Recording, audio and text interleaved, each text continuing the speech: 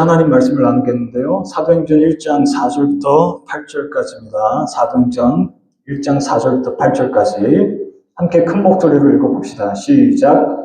사도와 같이 모이사 저에게 분부하여 가라사대 예루살렘을 떠나지 말고 내게 들은 바 아버지의 약속하신 것을 기다리라. 요한은 물로 세례를 베풀었으나 너희는 몇 날이 못되어 성령으로 세례를 받으리라 하셨느니라.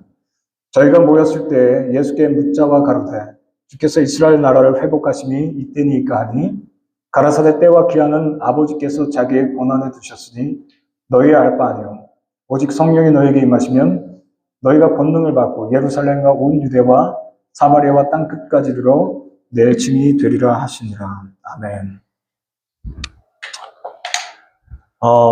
여러분, 성령 없는 신앙을 우리가 가정할 수가 없습니다. 성령이 없는 신앙을. 지난주에도 저희가 시작을 할 때 비전 시리즈 1에서도 성령님 없이 우리가 신앙생활이 불가능하다라는 말씀을 드렸어요. 그렇죠? 그런데 오늘도 역시 시리즈 2에서도 성령 충만과 성령 세례의 실제에 대해서 같이 말씀을 나누면서 이 말씀을 계속 이어가도록 하겠습니다. 여러분, 교회가 어떻게 시작됐을까라고 하면 교회가 시작된 거는 성령께서 임재하시면서 출발을 하게 됐어요. 그리고 교인, 우리가 크리스찬이라고 하는 교인도 성령께서 임재하심으로 시작이 됐습니다. 우리가 며칠 전에 그 리더십들이 같이 모여서 캔모에 모여서 함께 내년도 계획을 세웠어요. 그런데 우리가 프로그램들을 이렇게 만들었을 때 그 프로그램들은 전부 다 어디를 향하고 있는가라고 하는 겁니다. 그 프로그램은요, 전부 다 우리가 주님을 만날 수 있는 기회들을 계속 마련한 겁니다. 2025년에 이 정도 기회를 마련했다면 2026년도에는 더 기회를 마련을 한 거예요. 그래서 우리가 함께 모여서 주님을 경험하는 시간을 갖기를 원하는 것 뿐입니다. 여러분, 성령께서 처음에 운행하시는 장면이 어디에 나오면 창세기 1장에 나옵니다. 태초에 하나님이 천지를 창조하셨습니다. 땅이 혼돈하고 공허함이 흑암의 기쁨이 있고 하나님의 신, 하나님의 영이 수면에 운행하시니라. 장엄한 장면입니다. 장엄한 장면.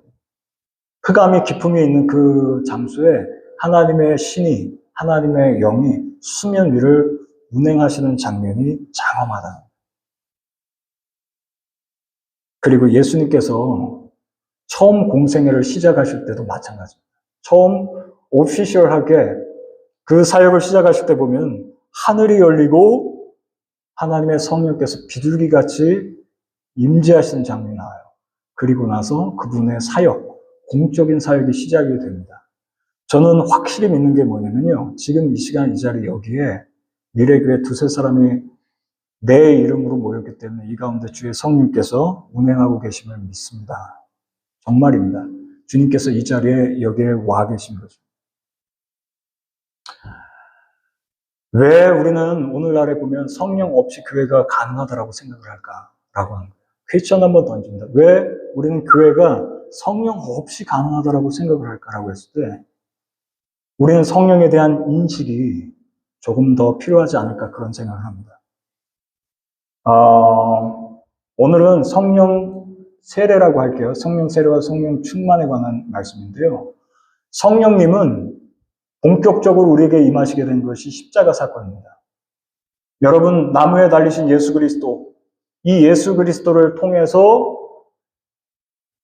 그분의 십자가에서 흘리신 피, 그리고 그분께서 부활하신 다음에 우리에게 보내주신 것이, 승천하신 다음에 보내주신 것이 바로 성령님이세요. 십자가 없이는, 예수님의 십자가 없이는 설명이 안 됩니다. 사도행전 1장 4절에 보면은 예루살렘을 떠나지 말고 기다리라는 말씀이 나옵니다. 이 말씀 한번 보실게요. 같이 읽어보십시다. 시작. 사도와 같이 모이사 저에게 분부하여 가라사대 예루살렘을 떠나지 말고 내게 들은 바 아버지의 약속하신 것을 기다려라. 여러분, 이것만큼 답답한 얘기는 없습니다. 기다려라라고 하는 것만큼 답답한 것도 없어요. 왜냐하면 제자들 입장에서 보면요. 제자들 입장에서 보면 예수님 말씀을 3년이나 들었어요. 쫓아다니면서 예수님 말씀을 3년이나 들었고 그 다음에 기적을 온갖 기적을 다 봤습니다. 그러면 레디 된 거 아닐까라고 생각할 수 있어요. 나는 지금 충분한 자격이 있어. 나는 신학교에 MDB 과정 나온 거나 마찬가지야. 박사 과정 나온 거나 마찬가지야. 그렇게 생각할 수도 있어요. 왜냐하면 바로 눈앞에서 병든 사람이 고침받는 것을 봤습니다. 죽은 자가 살아나는 걸 봤어요. 중풍병자가 자리를 툭툭 털고 일어나서 가는 걸 봤습니다. 그 다음에 심지어는 삭개오 같이 변화될 것 같지 않은 사람이 변화되는 것을 봤어요. 그 다음에 십자가에서 나무에 달리신 예수 그리스도를 경험을 한 겁니다. 그거를 봤어요. 그리고 예수님께서 정말 말도 안 되게 부활하시는 장면을 봤습니다. 그리고 제자들 자신들 앞에서 나타나셔서 그 손과 그 옆구리를 보여주시면서 믿음 없는 자가 되지 말고 믿음 있는 자가 되라고 주님께서 말씀하셨습니다. 그러면 이제 남은 게 뭐냐라고 했을 때 제자들은 나가는 겁니다. 그냥. 나가서 내가 본 건 이겁니다라고 증거하면 되는 거예요. 그런데 예수님께서는 뭐라고 말씀하시면 나가지 말라고 말씀하신 거지. 나가지 말고 기다려라 그렇게 말씀하셨어요. 그 중간에 뭐가 있냐면 아버지께서 약속하신 것을 기다려라 그렇게 말씀하셨어요. 왜냐하면 실탄이 없기 때문에 그렇습니다. 실탄.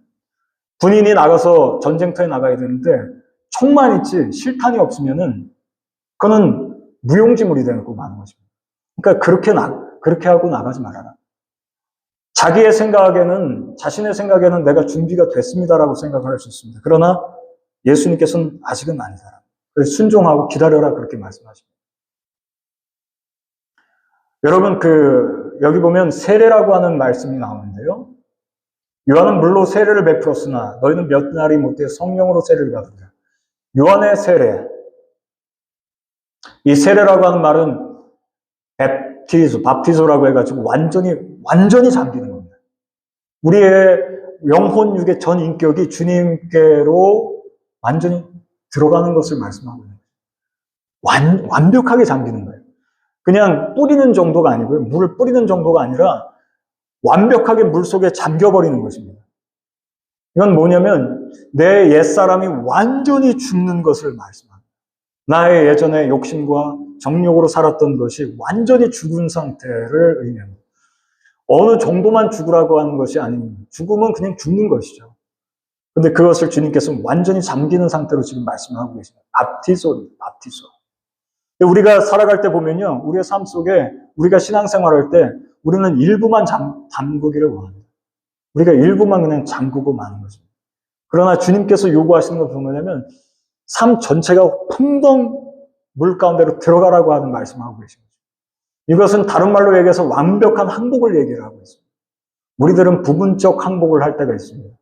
그런데 주님께서 요구하시는 것은 완벽한 항복과 완벽한 과거 청산을 요구하고 계신 거예요. 여러분 사사기 6장에 보면 34절에 기드온이 미디안 군과 전쟁할 때 어떻게 한 후에 주님께서 싸우게 하시면 완전히 성령께 사로잡힌 후에 나가라고 하십니다. 기드온에게 주님께서 먼저 지난번 우리가 리더십 영성을 때 나눈 것처럼 먼저 너 마음에 먼저 첫 번째 사역지다라고 합니다. 그 사역지에 성령의 점령의 현상이 일어난 후에 나가라고 합니다. 왜냐하면 그렇게 안 하면 자기 힘으로 하기 때문에 그렇습니다. 그 다음에 사울이 여러분 처음에는 제대로 갔던 거 아세요? 성령의 임재가 있었을 때 사울이 변화가 된 사람이었습니다. 나중에 타락을 했죠. 성령으로 시작했다가 육체로 마친 케이스죠. 근데 성령이 임했을 때 사울이 갑자기 바뀌는 모습을 보게 돼요. 그 다음에 다윗도 처음에 기름 부음을 받죠. 처음에 기름불병을 가져가다가 다윗에게 기름을 붓지요. 그랬더니 다윗이 성령의 감동이 되었다 그렇게 말씀하고 있습니다. 성령의 강한 감동을 받게 됩니다. 그런 다음에 성령의 역사하심이 그제서부터 나타나기 시작합니다. 여러분 우리가 우리의 힘으로 신앙생활을 할 수 없는 거 아시죠? 우리는 우리 스스로 신앙생활을 할 힘이 존재하지가 않습니다. 왜 그럴까요? 전적 타락 때문에 그렇습니다. 우리 마음이 부패했기 때문에 그것을 해결할 수 있는 방법이 성령 이외에는 없습니다. 그래서 주님께서 물과 성령으로 거듭나지 아니하면이라고 하는 말씀을 하셨어요. 그렇지 아니하면 하늘나라에 들어갈 수 없다라고 주님께서 말씀하셨어요. 그는 지식으로 가능한 것이 절대 아닌 것을 성경에 말씀하고 있습니다. 여러분, 어린아이를 주님께서 한 가운데 세우시고 그 부끄러운 제자들 앞에서 주님께서 뭐라고 말씀하시냐면 이 어린아이와 같지 아니하면 결단코 천국에 들어갈 수 없다. 아까 말씀드렸던 물과 성령으로 거듭나지 않으면 하나님 나라에 들어갈 수 없다와 같은 말씀을 하고 계세요. 그것은 뭐냐면 지식으로 들어가는 나라가 아니다라고 하는 말씀을 하고 계세요. 만약에 여러분 PhD를 해야지 신학교를 나와야지만이 만약에 하늘나라를 갈 수 있다면 너무 불공평합니다. 누가 도대체 들어갈 수 있습니까? 그런데 주님께서 말씀하시는 것은 뭐냐면 먼저 된 자가 늦게 되고 늦게 된 자가 먼저 된다 그렇게 말씀하셨어요. 역설적 말씀을 계속해서 알고 계시는 것입니다. 누가 먼저 된 자였습니까? 이스라엘 백성들이 먼저 됐었어요. 근데 이스라엘 백성들이 오히려 나중된 자가 된다. 복음이 먼저 이방인에게로 간다라고 말씀하고 계십니다. 근데 늦게 된 자는 누굴까요? 저와 여러분이 바로 늦게 된 자예요. 근데 늦게 된 자가 먼저 된 게 맞습니까? 아멘입니다. 우리들은 주님을 웰컴을 한 거예요. 그랬더니 주님께서 성령을 부어주셨다라고 하는 거예요. 이 말씀 너무나 유명한데 다시 한번 읽어봅시다. 시작. 오직 성령이 너에게 임하시면 너희가 권능을 받고 예루살렘과 온 유대와 사마리아와 땅 끝까지로 내 증인이 되리라 하십니다. 우리가 먼저 주님 온 유대와 사마리아와 땅 끝까지 제가 가겠습니다. 그렇게 말씀을 하지만 과연 가능하냐라고 하는 겁니다. 우리의 의지가 발동돼가지고 우리의 의지의 힘으로 그것이 가능하냐라고 하는 겁니다. 여기에서 보면은 그 권능이라고 하는 뜻은 듀나미스입니다. 듀나미스는 성령께서 주시는 폭발력입니다. 만약에 그게 없이 나가게 되면 우리의 의지로 가야 되는 거예요. 그럼 우리의 의지가 과연 가능하냐? 그 힘이 있느냐라고 하는 거예요. 존재 안에서부터 터져나오는 생명력은 성령께서 주시는 힘입니다. 우리의 의지가 너무 약해서 그래요. 우리가 만약에 전도를 해야 되겠습니다. 아니면 우리가 선교를 해야 되겠습니다. 라고 했을 때 우리 안에서 도와주시는 분의 능력이 요구되고 있다고 하는 말씀을 드립니다. 주의 제자들도 뭐라고 그러냐면요. 사도행전 4장 20절에 성령을 받은 후에 우리가 보고 들은 것을 말하지 않을 수 없다. 이렇게 얘기합니다. 여러분, 복음은 뭔지 아세요? 복음은 예수 그리스도를 보고 들은 겁니다. 그리고 증인은 누군지 아세요? 본 거 얘기하는 사람입니다. 들은 것을 전한 사람인 것입니다. 저와 여러분들이 이 성령의 역사하심을 경험하시기를 주의 이름으로 축원합니다. 저는 오늘 제 마음속에 뭐가 있냐면 폭탄이 하나 들어있는 느낌이에요. 네, 폭탄이 하나 들어있습니다. 그리고 이 말씀이 여러분들의 전달될 때 여러분들 안에 있는 그 마음 가운데 있는 부분들이 이 폭발력으로 인해서 같이 터졌으면 좋겠어요. 그리스도 예수 안에서. 여러분, 성령 강림이라고 하는 것이 뭘까라고 했을 때 이것은 각 사람을 위함이다. 이렇게 말씀드릴 수 있습니다. 아, 성령 강림 그거 나하고 상관이 있을까요? 아니면 저 먼 나라, 이웃나라 이야기입니다. 라고 생각할 수 있습니다. 하지만 기다리고 또 기다렸을 때 주님께서 주님의 때에 성령을 부어주시는 장면이에요. 여기 보면은 사도행전 2장 1절에 보면 오순절날이 이미 이르며 저희가 다 같이 한 곳에 모여 있었다 이렇게 말씀하고 있습니다. 여러분 신기한 거 말씀드릴까요? 출애굽기 19장에 보면 하나님께서 출애굽기 19장에 이스라엘 역사 속에서 말씀을 주시는 첫 번째 그 말씀을 주시는 날이에요. 그런데 그날이 오순절이었습니다. 그런데 영적으로 바로 또 오순절에 성령이 신기하게도 오순절에 성령이 임하신 장면이 나와요. 왜 그러셨을까? 평행적이죠. 출애굽기 19장에는 돌에다가 새긴 법을 주셨습니다.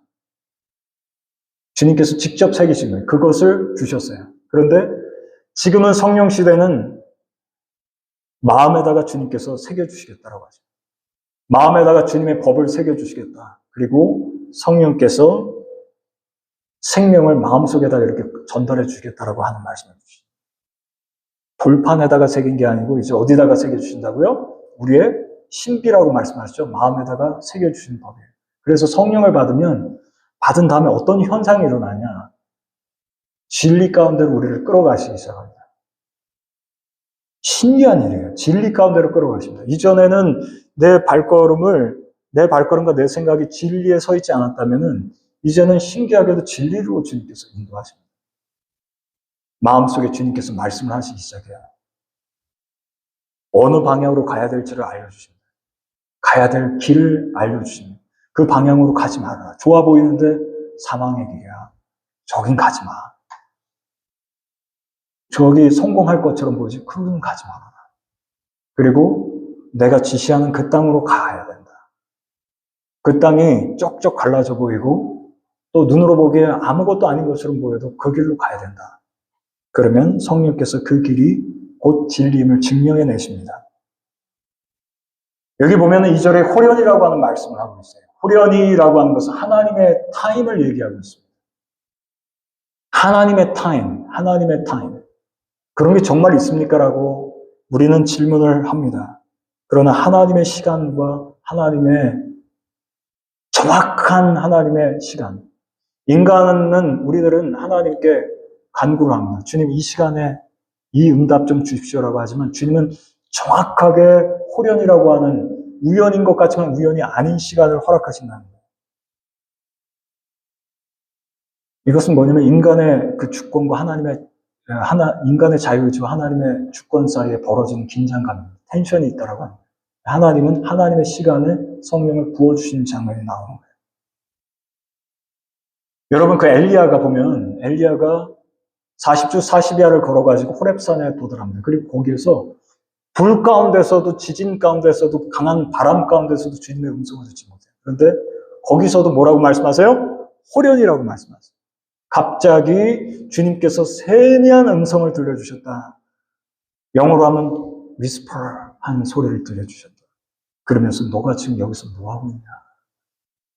그러면서 넌 지금 가야 할 길을 가야 되는데 내 종들에게 그 다음 주자에게 엘리사에게 예후에게 기름을 부으라고 주님께서 말씀하고 계십니다. 근데 그것도 호련히 주님의 시간에 주님께서 역사하셨다. 그 다음에 보면은 3절에 보면 각 사람 위에 임하여 있더니라고 말씀하십니다. 거기 120문도라고 되어 있죠. 120명 중에 모두 다 각 사람에게 다 성령께서 임하여 주셨는데 여러분 성령의 임재하시면 매우 퍼스널합니다. 아주 개별적이에요. 보면 우리가 여기 여러 사람들이 모여있죠. 그래도 성령께서 임재하시고 그분이 말씀하실 때는 각각입니다. 각각이고 아주 퍼스널. 어느 순간에 보면 이런 느낌이 들으실 수도 있어요. 나와 주님만 있는 느낌. 지금 이 공간 가운데 나와 주님만 복대하고 있는 그 상황을 경험하시게 될 거예요. 왜 그러냐라고 하면 주님의 임재가 아주 퍼스널하기 때문에 그렇습니다. 그분은 그 친밀함 가운데 우리를 만나주시는 거예요. 그리고 그분은 그분과 우리 내면 가운데서 말을 시작하시게 됩니다. 먼저 말을 거시는 거예요. 누구야 하고 말씀을 걸기 시작합니다. 그리고 그분과의 친밀한 교제가 스타트하기 시작합니다. 그리고 일평생 그것을 끌어가시는 분이 바로 성령이시다라고 하는 거죠. 그 다음에 여러분 그렇게 된다면 이 퍼스널한 그 친밀감은 부모님의 신앙이 좋아서 자녀가 좋은 건 아니죠. 그 다음에 여러분 바로 옆에 있는 공동체에 물론 번지긴 해요. 그 신앙의 열기가. 그러나 신앙은 기본적으로 개별성입니다. 만약에 구원을 받으셨을 때 그 구원은 주님과의 관계 속에서 개별적으로 임하시는 거예요. 그래서 늘 깨어서 기도에 힘써야 될 줄 믿고요. 그 다음에 교회 분위기로도 대체할 수는 없습니다. 교회 분위기가 이렇기 때문에 반드시 성령께서 역사하신다. 그렇게 볼 수는 없어요. 주님의 그 퍼스널한 임재를 각각 경험하시길 주의 것 축원드립니다. 직분으로도 가려줄 수는 없습니다. 여러분 교회 보면은 직분이 있죠? 한국에서는 제가 신앙생활할 때 보면 권사님 또 아니면 뭐 안수지 집사님, 장로님, 직분들이 있습니다. 그런데 혹시나 이게 완벽한 수직 구조로 돼서 마치 교회에서 어떤 직분을 받는 것이 하나하나 쌓여서 올라가는 계급이 된다면 그것은 주님께서 원하시진 않아요. 오히려 주님께서는요, 만약에 그런 계급이 아니라 만약에 높아지려면 섬기는 자가 되라 그렇게 말합니다. 교회는 세상과 전혀 다른 원리를 가지고 작동되고 있습니다. 요엘서 2장 28절 보시면 내가 내 영을 만민에게 부어주시겠다라고 말씀하셨어요. 그 약속이 바로 성취된 바로 이날인 것입니다. 그 다음에 보면요, 2장 4절 보면 그들이 다 성령의 충만함을 받았다 이렇게 말씀하세요. 그리고 성령의 말하심을 따라 다른 만원으로 말하게 해주셨어요. 저희가 다라고 말씀하고 있습니다. 여러분, 구원에 관련된 문제는 퍼스널하지만 이 장수에 주님께서 모두에게 성령의 역사를 경험하게 해주시길 믿습니다. 아멘이시죠? 그 다음에 성령 충만은 한 사람의 존재를 바꿔버립니다. 여러분 이거를 기대하시기를 바랍니다. 미래교회는 한 가지 목적을 향해서 달려갑니다. 그것은 뭐냐면 성령의 임재와 충만입니다. 나머지는 주님께서 하실 일들입니다. 우리가 포커스를 맞출 것은 성령의 임재와 충만이에요. 그게 바로 주님을 향한 우리의 미니스트리입니다. 가장 중요한 사역입니다. 그래서 그 안에 기도와 말씀과 찬송과 예배가 집중되는 겁니다. 그 다음에 전도와 선교의 역사들이 일어나게 되는 거예요. 사도행전 2장 14절에 보면 베드로가 설교를 합니다. 성령의 임재를 경험한다. 근데 그 모습을 보면 너무나 담대한 모습을 보게 돼요. 아니 어떻게 저 사람이 저 사람이냐 이렇게 할 정도예요. 간혹 가다가 보면요, 진짜 성령을 받은 성도를 만나면 그 비포 애프터가 너무 다른 걸 보게 됩니다. 저 사람이 저 사람 맞을까? 그런 생각이 들 정도예요. 저 사람 내가 알던 그 사람 아닌 것 같은데. 네, 저 사람은 어떻게 저렇게 변화가 되지? 베드로가 보면요, 예수님을 3년 동안 쫓아다녔는데 나중에 부인을 하잖아요. 3번 부인을 하죠. 근데 그 사람이 또 다시 성령 받으니까 강력한 복음 증거자가 됩니다. 설교를 강하고 담대하게 하게 돼요. 그리고 쭉 설교를 한 다음에 나타나는 반응이 뭐냐면 사도행전 2장 37절에 그들이 이 말을 듣고 마음에 찔렸다 이렇게 얘기를 하고 있습니다. 회심이 일어나는 장면이에요. 교회는 회심이 일어나는 장소입니다. 회심이 일어나는 장소. 교회가 어떤 곳일까? 교회는 회심이 일어나는 장소. 교회는 말씀이 전달될 때 말씀이 우리 마음을 이렇게 환하게 비춰버립니다. 그러면 안 보이던 것들이 보이기 시작해요. 그리고 그 말씀을 들었을 때 두 가지의 반응이 나타납니다. 하나는 화가 나는 거예요.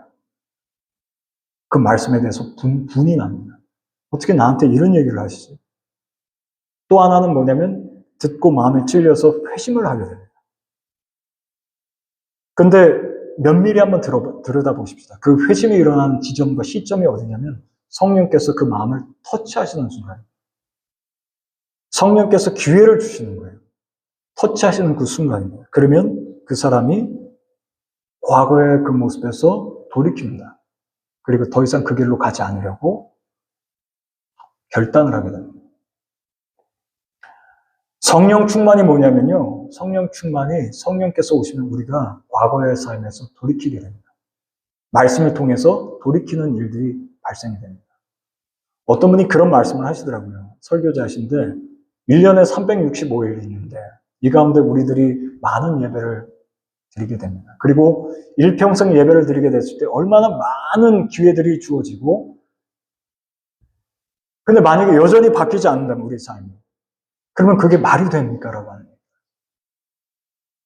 예배 한 번 한 번마다 하나씩만 우리가 변화가 돼도 1년이면은 50회 이상이 되면서 얼마나 많이 우리가 주님을 닮아갈 수 있겠냐라고 하는 말씀을 하시는 걸 들었습니다.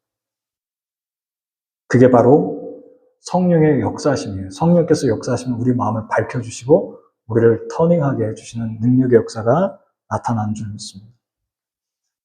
여러분, 그 성령 충만이 2000년 전의 이야기로만 혹시 들리신지 모르겠어요. 제가 이 말씀을 핵심적으로 좀 나눕니다. 저는 13살에 성령을 경험했을 때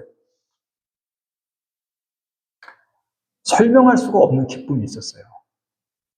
일단은 설명이 안 돼요. 그냥 좋은 거예요. 근데 그 좋다라고 하는 것은 어느 정도로 좋으냐에 관한 거. 어느 정도로 좋으냐. 성령이 임하셨을 때 어느 정도로 좋으냐라고 했을 때 그 무엇과도 비교가 안 되는데, 뭐 제가 지금 예를 들어볼게요. 예를 들어서 제가 캐나다에 와서 작년 7월 19일에 영주권을 받았어요. 그거를 받으면 기분이 참 좋겠다라는 생각을 했어요. 물론 좋았습니다. 그런데 잠깐이에요. 그렇죠? 잠깐 지나가는 부분이었습니다. 그 다음에 여러 가지 기쁨의 형태들이 있을 거 아닙니까? 누군가가 뭘 선물을 했을 때 좋습니다. 기쁩니다. 아니면요, 누군가가 또 와서 저희에게 아주 깜짝 이벤트를 했어요. 그러면 기분이 좋죠. 그렇죠? 이벤트 경험해 보셨죠? 그렇죠? 결혼할 때 경험해 보셨죠? 기분이 어떠셨어요? 근데 지금 기억이 가물가물하신가요? 네. 제가 왜 그 말씀을 드리냐면, 예수님께서 주시는 기쁨은 어느 정도 기쁨이었냐면, 제가 간혹 가다가 어떤 설교자가 기쁘다라고 할 때 표현을 정말 기쁘다라고 표현하실 때가 있어요. 아니면 기쁘다라고 하는 것을 아주 길게 끄실 때가 있습니다. 그러면 그거를 유심히 봅니다. 그럼 제가 조금 이해가 돼요. 아, 진짜 기쁜 거구나, 저분이. 물론 뭐 아닌 경우도 있지만. 근데 그 기쁨을 표현할 길이 없는 거예요, 일단. 그 다음에 예를 들어서 지금 저한테 만약에 권력을, 대통령은 아니지만 대통령이든 뭐 어떤 정치적 권력이든 뭐 교회가 갑자기 사람이 확 많아지게 해줄 테니까 그 기쁨과 그것과 한번 바꿔볼래라고 하면 저는 절대 안 바꿉니다. 왜냐면 그 기쁨이 너무 좋기 때문에 제가 그걸 알고 있어요. 그 기쁨이 성령 충만, 성령께서 주시는 그 기쁨이 어느 정도 파워풀한지를 알고 있다는 거예요. 만약에 저한테 와서 금덩어리를 이만큼 가지고 와가지고 저한테 이거랑 너가 가진 그 기쁨이랑 체인지 한번 해보자. 제가 할 것 같습니까? 절대 안 합니다. 절대. 왜냐면 그 기쁨이 강도가 높기 때문에 그래요. 그거는 그냥 끝나는 거예요. 성령께서 주시는 그 기쁨이 진짜로 우리에게 오면은 그걸로 그냥 끝나는 거예요. 그 무엇과도 바꿀 수는 없습니다. 제가 그래서 그거를 미래교회에서 나눠보자라고 하는 거예요. 진짜 그 기쁨이 있거든요. 그런 세계가 있기 때문에 그렇습니다. 정말입니까? 그러면 정말입니다. 만약에 뭐 그런 가사가 있어요. 금으로 유혹해도 예수님만 따라가겠네 그러죠. 세상에서 제일 좋은 뭐 명예를 준다 해도 예수님만 따라가겠네 그런 찬양 있죠. 주 예수 사랑하는 그거 가사만 있는 게 아니고 진짜랍니다. 진짜. 그런 기쁨이 실제로 존재한다라고요. 제가 성령 처음 받은 다음에 경험하게 된 그 기쁨은 말로 형용이 잘 안 돼요. 만약에 제가 이제 좋은 집을 들어갔어요.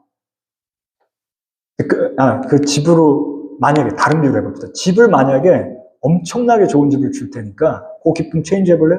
No. 그럴 수 없어.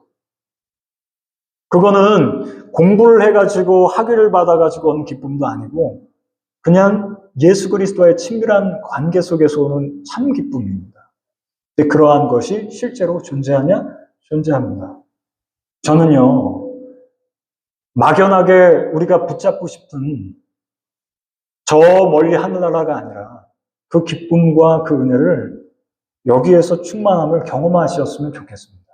그리고 그것을 같이 경험해 봅시다. 같이 경험해 봅시다. 그 기쁨만 있으면요, 다른 거 사실 없어도 돼요. 그 다음에 제가 하나 또 경험했던 건 감사와 관련된 부분이에요. 예수님을 경험하게 됐을 때 그 감사의 깊이와 높이와 넓이가 어느 정도냐면 저는 이제 다 죽어갔었으니까 그러니까 살려주신 주님의 은혜가 어느 정도로 감사하냐면 어떤 목사님이 그렇게 하잖아요. 정말 감사합니다. 그렇게 하실 때가 있어요. 그러면 저분 정말 경험하셨나 본데? 그렇게 생각할 때가 있어요. 그 감사를. 어느 정도 감사냐면 그냥 절절합니다. 정말. 예수님을 향한 감사가 절절하다는 표현도 부족합니다. 그냥 너무 애절하게 감사합니다. 어떻게 나를 살려주셨지? 그냥 아찔하거든요. 아찔해요. 내가 지옥 갈 사람인데 어떻게 나를 이렇게 살려주셨지? 그 은혜가 너무 정말 절절하게 감사합니다. 만약에 그 감사의 깊이를 따지면 감이 저 끝까지 한다면 이렇게 나올 것 같아요. 너무 감사하니까 어떻게 해야 될지 그분의 은혜가 너무 감사하다. 근데 그게 누구에게 향하냐? 예수님께 향하는 거예요. 성령 받은 다음에 보니까 정말 감사하다. 우리가 예를 들어서 저희 딸에게 이제 조금 있으면 생일이시죠? 조금 있으면 생일이신데 12월이고 3월이죠. 그렇죠? 근데 그 생일날 뭘 가지고 싶어요? 그러면 우리가 생각하는 걸 또 이렇게 그러면 그거 받으면 고맙습니다 이렇게 하고 막 놀 거 아니에요. 그렇죠? 그런 다음에 조금 있으면 그것도 잊어버리는 거예요. 근데 예수님께서 주신 은혜와 감사는 어느 정도 파워를 가지냐라고 하면 그런 비유 있죠. 천국의 비유. 뭐냐면 그러니까 밭에서 보화를 발견한 다음에 내 거 다 파는 겁니다, 이제. 내 재산, 전 재산 다 팔아가지고 거기 가가지고 그거 이제 사는 게 밭이에요. 보물이 담기는 밭이에요. 저 그 마음 알아요. 다 팔아서라도 그거는 사야 되는 거예요. 내 전부를 다 해서라도 그거는 얻어야 돼요. 정말 지혜롭죠? 그 사람? 너무 귀한 걸 얻게 되는 겁니다. 예수님의 은혜가 어느 정도로 감사하냐면 그냥 누가 와서 내 생일 챙겨줬으니까, 누가 와서 이벤트 해줬으니까, 누가 와서 먹을 것 좀 구제해줬으니까 이랬을 때 느끼는 감사하고 완전히 다른 차원이다. 뭐냐면 그 감사의 깊이와 높이와 넓이는 한이 없다라고 하는 겁니다. 주님 정말로 고맙습니다. 근데 그 정말로가 말로는 잘 표현이 안 돼요. 그러면 어떻게 되냐? 아주 애절하게 주님께 고맙습니다라고 하는 거예요. 그리고 그 고마움에 내 목숨까지도 바꾸는 거예요. 여러분 이게 믿어지십니까? 주의 제자들이 그 은혜를 맛보게 됐을 때 그 기쁨이 진짜기 때문에 너무 많이 죽었어요. 제가 얼마 전에 어떤 뉴스를 하나 보다가 사람이 죽을 때 쓰는 유언장만큼 그게 거짓말을 하겠냐 그런 얘기를 누군가 하더라고요. 그거 죽는 앞에서 그 거짓말하고 죽겠냐 그런 얘기를 하는데 제가 그 제자들이 생각났어요. 주의 제자들이 죽음 앞에서 그 예수님이 진짜라고 하면서 죽은 거예요. 그리고 그분이 주신 은혜와 사랑에 애절하게 감사하다가 간 거예요. 저는 제가 소개해주고 싶은 예수님 바로 이런 예수님. 제가 경험한 예수님은 바로 이런 예수님. 저와 여러분들의 삶 속에 이 예수님이 진짜로서 경험되어지길 바랍니다. 그냥 우리가 단순히 예수님 앞에 나오면 우리가 우리의 기대 사항이 있잖아요. 우리는 주님께서 나에게 이런 것들을 주시겠지라고 하면서 목록 1, 2, 3, 4, 5, 6, 7 이렇게 하는데 사실 보면은 주님께서 주시는 그 사랑은 그걸 몽땅 체인지해 버릴 수 있는 강도 높은 사랑과 강도 높은 은혜, 강도 높은 감사예요. 그거를 경험한 사람들이 죽어가면서 복음을 전달해 준 겁니다. 여러분 성령을 아십시오. 예수님을 믿으십시오라고 했을 때 왜 죽어가면서 그렇게 했을까? 왜 그렇게 자기 삶을 버려가면서까지 그렇게 했을까라고 했을 땐 자기가 경험해 봤더니 너무 좋은 거예요, 이게. 근데 이 너무 좋은 거를 저 사람이 전혀 모르고 있는 겁니다. 그러니까 그 사람에게 이 좋은 거를 전달해 줘야 되는데 저 사람은 계속해서 오해를 하는 거예요. 알아듣질 못하는 거예요. 그래도 전달해 주는 거예요. 그러다가 죽기까지 하는 거예요. 그래도 하는 거예요. 이게 바로 복음 증거입니다. 그거는 진짜기 때문에 그렇게 할 수 있는 거예요. 저 사람이 지금 전혀 모르는 상태에서 멸망을 향해서 가고 있기 때문에 내가 경험한 그 놀라우신 예수 그리스도를 전달해 주는 겁니다. 그리고 나서 아무것도 바라지 않습니다. 여러분, 예수님의 한없는 사랑을 바울이 경험했습니다. 그리고 그분의 실체를 경험하고 그분을 향한 기쁨으로 충만했기 때문에 빌립보 감옥에서도 내가 말하노니 너희가 기뻐해야 된다, 그렇게 얘기를 할 수 있습니다. 그 기쁨은 경험 안 하면 사실은 알 수가 없어요. 세상은 모릅니다. 그리고 여기 계신 여러분, 우리 같이 알아가 봅시다. 우리 같이 알아가 봅시다. 그분은 모든 이론을 다 뛰어넘어서 실제로 우리를 그렇게 이끌어 가신 분이세요. 그분이 주시는 기쁨과 그리고 그분께 향한 감사는 우리들에게 반드시 임할 줄 믿습니다. 저는 그렇게 될 줄 믿어요. 진짜로 믿습니다. 언제 어떻게 우리가 계획을 세웠잖아요. 그 모든 내년도에 있는 계획들은 사실은 첫 출발이 어디서부터 시작되냐? 그분과의 만남을 전제로 하고 있습니다. 여러 가지 우리 모이게 힘쓰라고 그러셨습니다. 모이죠. 그 모임의 중심에는 그분과의 만남을 전제로 하고 있는 모임들이에요. 그래서 그분과의 1:1 관계 속으로 들어가고 그 친밀한 퍼스널한 경험들을 우리들이 하게 되는 시간이 될 줄 믿습니다. 그게 언제가 될지 몰라요. 제가 들어보면 어떤 분들은 이 문을 열다가 경험하실 수도 있고, 저희 어머님 같은 경우에 그런 게 있어요. 옆집에서 예배를 드리고 있는데 뭐하지? 그러다가 갑자기 주님을 인격적으로 만나는 거예요. 여러분, 요 말씀 하나 더 드릴게요. 성령 충만과 관련된 말씀입니다. 그 성령 충만은 주님과의 만남이잖아요. 그 만남은 어떤 느낌이냐면요. 어느 날 갑자기 이만한 선물 보따리, 요새 산타 있죠? 여기저기 가면 이만한 선물 보따리, 어마어마한 선물 보따리를 들고 갑자기 문을 열시고 갑자기 확 들어오신 거예요. 그분이. 우리의 삶 속으로. 그리고 나서 갑자기 그 모든 선물을 내려놓으시고 네 거. 잘 안 믿어지지. 그치? 아빠가 햄버거 사준 게 더 기쁘지. 근데 그분과 진짜 만나면 할 말을 잊고 그분의 사랑과 은혜에 할 말을 잊게 될 날이 올 줄 믿습니다.